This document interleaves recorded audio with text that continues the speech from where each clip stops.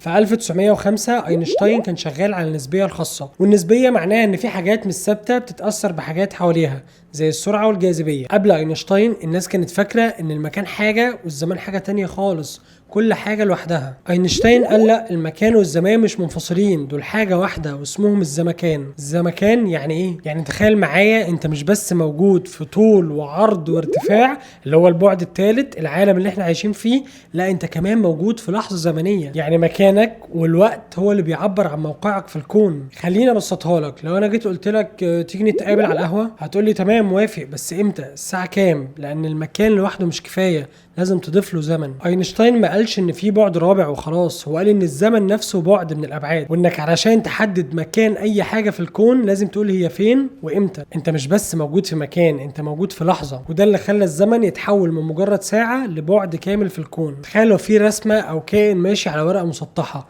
هو شايف قدام وورا ويمين وشمال، بعدين بس. طب لو انت جيت من البعد الثالث من الارتفاع وحطيت صباعك عليه كده، تفتكر هو هيشوف ايه؟ هيشوف نقطه سوداء، مش هيقدر يفهم ايه ده، لانه ما يعرفش البعد الثالث ولا يعرف شكلها عامل ازاي. نفس الفكره ممكن تنطبق علينا، يمكن احنا شفنا 3 ابعاد بس في الكون، وفي حاجه اكبر حوالينا بس احنا مش مهيئين نشوفها.